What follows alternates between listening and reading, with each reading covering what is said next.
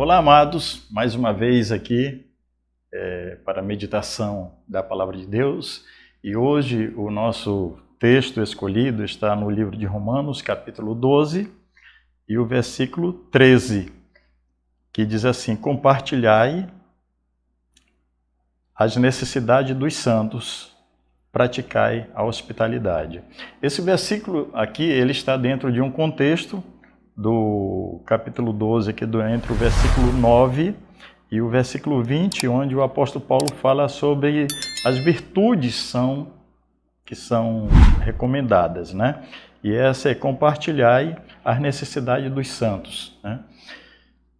Era mais ou menos o ano de 1986 ou 87, eu não estou bem lembrado agora no momento, mas iria acontecer um congresso batista fundamentalista lá na cidade de Cuiabá. E Deus me deu, naquela data, naquele momento, a oportunidade, o privilégio de poder ir participar, né? E eu ganhei uma passagem de avião daqui para Porto Velho, onde em Porto Velho eu tomaria um ônibus que seguiria até Cuiabá. Dentro desse ônibus de Porto Velho para Cuiabá, eu acabei conhecendo dois casais que eram crentes, né? E por um acaso também estavam indo para o mesmo congresso onde eu ia. Esses dois casais, eles vinham lá de Rio Branco, no Acre, né? Então fizemos amizade ali dentro do ônibus, mesmo antes de chegar lá em Cuiabá. O congresso aconteceu, né? E no último dia eu percebi que aqueles dois casais, eles estavam num canto assim bem separado, em uma conversa assim, e os seus semblantes eram tristes, né? E eu então, um pouco de ousadia, cheguei até eles e falei assim: irmãos, o que está acontecendo? Algum problema entre vocês, né? E eles então relutaram muito, mas acabaram confidenciando para mim que a situação deles era o seguinte: eles haviam ido para o congresso, né, somente com o dinheiro da passagem da ida, né, e eles tinham feito esse esforço para ir participar, porque a sua igreja estava sem pastor lá no Rio Branco, né, e eles pretendiam encontrar alguém ali de repente para chamar o pastor para ir para a sua igreja, mas eles tinham ido pela fé e não tinham como voltar. Então o congresso estava acabando naquele dia, né? E no dia seguinte eles tinham que voltar, mas não tinham como, né? E eu falei para eles: irmãos, a única coisa que nós podemos fazer é orar, né? E saber que Deus proverá. A única resposta que nós temos para dar para vocês, eu não tenho como ajudar vocês, mas Deus pode e Deus proverá. Então nós oramos ali naquele momento e passo seguinte, voltando para o templo, ali onde estava sendo desenvolvido o congresso, tá? Nós tivemos a oportunidade de ouvir um grande servo de Deus que hoje já se encontra com o Senhor, pastor Josué Félix. Ele era pastor de uma cidade lá em São Paulo, cidade Ademar, de uma igreja ali, tá?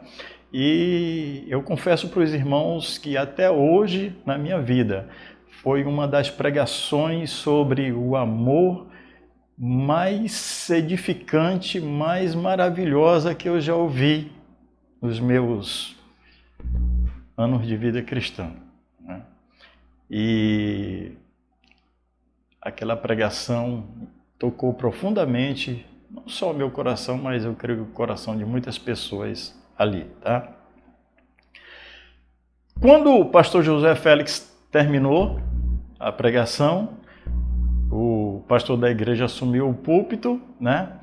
E falou a respeito, fez um comentário a respeito da pregação e disse assim: poxa, como é que nós vamos agora colocar em prática tudo isso? E quando ele falou isso, eu levantei do banco ali no meio daquela multidão de pessoas que estavam ali naquele templo, né? E falei assim, pastor, eu sei como nós podemos colocar em prática. Aí ele olhou para mim, né? Isso não é muito normal acontecer, né? E disse como? Eu disse, o seguinte, amados, nós temos aqui 2 casais que vieram participar do congresso. O congresso está terminando hoje, amanhã eles precisam voltar para casa e eles não têm as condições financeiras para isso, né? Então o que nós podemos fazer, né? Nós podemos agora cantar um hino aqui, levantar uma oferta para abençoar esses irmãos, né? Colocar esse amor todo que nós ouvimos aí em prática, né?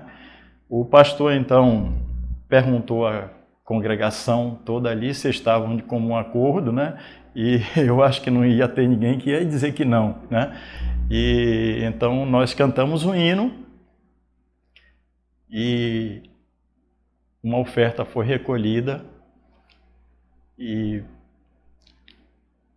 cantamos outro hino para poderem conferir ali o valor daquelas ofertas que foram levantadas, né? E quando terminou, o pastor João Rael, que era o pastor da igreja ali, chegou lá no púlpito novamente e disse assim, quem são esses irmãos? Nós precisamos saber quem são os irmãos que nós vamos abençoar aqui. E eles um pouco tímidos ali, eu virei para eles, são vocês, rapaz, levantem aí, levantem. E eles levantaram, os 4 lá, um pouco envergonhados, né? E o pastor perguntou lá do púlpito assim, quanto seria necessário para vocês chegarem de volta à casa de vocês, né? Irmãos, e eles falaram um valor que eu não me recordo aqui no momento, né? Porque já se passaram muitos anos isso, tá?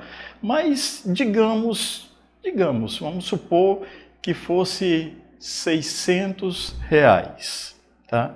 E eles disseram, nós precisamos de R$600, né? E o pastor lá no púlpito então disse, meu Deus, o que está acontecendo, né? Eu nunca vi isso acontecer.